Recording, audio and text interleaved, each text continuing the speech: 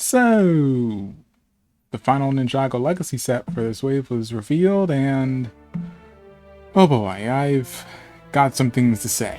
Genuinely and without any exaggeration, this is the worst Ninjago set we've ever gotten. Yes, even worse than that one. And especially that. And if anything, they've treated these guys a little too harshly. Because what do you mean this is the third version of the X1 Ninja Charger that we're getting?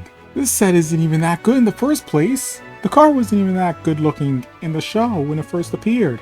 Like, the best version of the set that they had was in the first Legacy wave, and even then it was still mid. Why not make a Legacy version of Cole's Tread Assault car? You know, to have all 4 golden weapon vehicles? But if you just wanted to remake a set a second time, why not choose a set that deserves it, like the Ultrasonic Raider? That last one was terrible.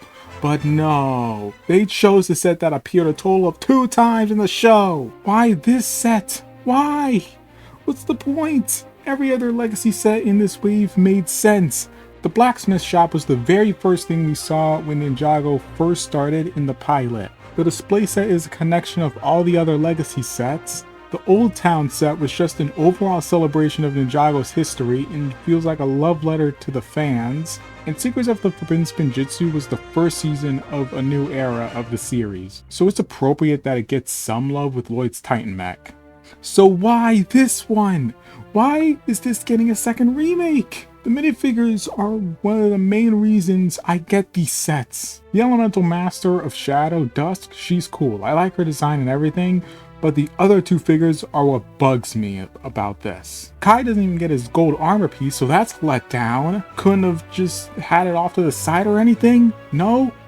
Cool. General Cryptor doesn't even look like General Cryptor. Where's that big bulky armor piece that defined him and gave him that general feel? This Ninjoid in the last Ninja X1 Charger looked more general than General Cryptor. And this $90 price is just absurd. And for a set that's not only appeared twice in the show, but is literally a recolor of Lloyd's Ninja Nightcrawler. And after such a strong start to the wave with 3 amazing sets commemorating Ninjago's history, and we're ending off with this. And you know what?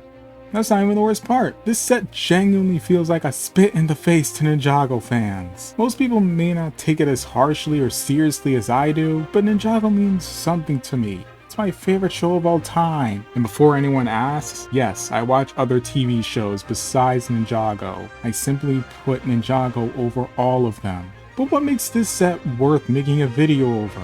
Ninjago has had bad sets in the past before, some worse than others, ones that were even worse than this. Well, this set in particular feels like a cash grab.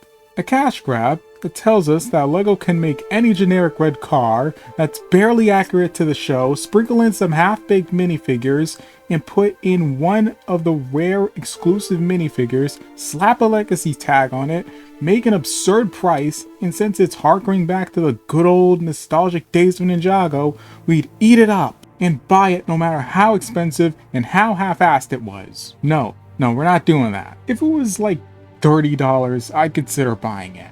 But it's not 2015 anymore now, is it? A set like this is $90, almost the same amount of money as the blacksmith shop, and it's far too much for what this set is. Listen, if they wanted to make a $90 set, they literally could have picked anything else, literally anything else. LEGO has a catalog of much better and iconic sets to remake, and it's not only the fact that they remade the set again, it's also that it was such a half-hearted effort.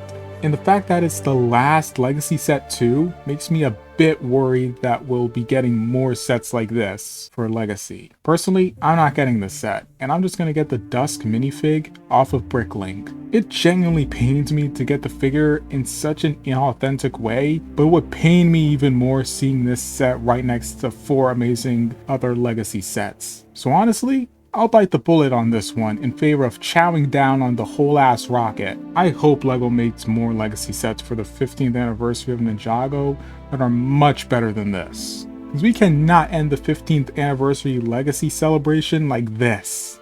But still, despite this minor, and I use the term very loosely, setback, this was still an overall good Legacy wave with a terrible end to it. What will you be doing when this set comes out? Will you buy the exclusive minifigure alone, or will you buy the whole set? Personally, I recommend the former, cause I bet that would be a whole lot cheaper, but you could choose the latter if you so please. Anyways, that's all I have to say for now. Hope LEGO does better next time. Good night, my ninjas and masters, and good night, Ninjago.